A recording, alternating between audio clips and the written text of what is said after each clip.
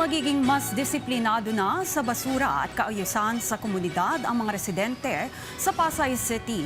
Ito'y sa harap ng paglulunsad ng Yes to Ayos Disiplina Campaign ng MMDA.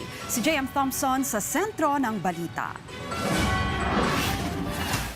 Dinala na sa lungsod ng Pasay ang Yes to Ayos Disiplina Campaign ng MMDA. Layunin ng programa na paigtingin ang disiplina ng ating mga kababayan pagdating sa iba't ibang paraan, gaya ng pagtawid sa tamang tawiran, pagsakay sa tamang sakayan at pagtatapon sa tamang basurahan. Para sa residenteng si Karen, importante ang ganitong programa dahil bukod sa nakatutulong sa kaayusan ng kapaligiran, paraan din ito para maturuan ng disiplina ang bawat isa, lalo na ang mga kabataan. Sobrang halaga po kasi nga una sa lahat pag nag-ipon ka ng mga recyclable, una sa lahat may iwas sa baha, tapos iwas sa mga ano ng kalat sa paligid.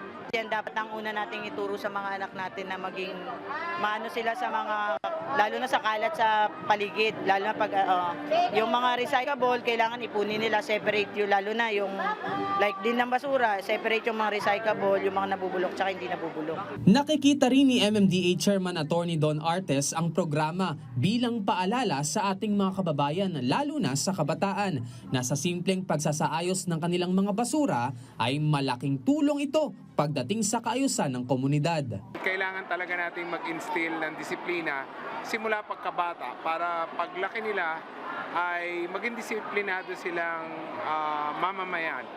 Tuloy-tuloy naman ang pagpunta ng MMDA sa iba't ibang parte ng Metro Manila para ilunsad ang Yes to Ayos Disiplina Campaign. Makikipagtulungan din na ang ahensya sa Department of Education para mas marami pang marating ang isinusulong na disiplina. Magkaroon na ng grand launch ito. Isang malakihang launch kasama po yung 17 LGUs ng Metro Manila. JM Thompson para sa Bayan.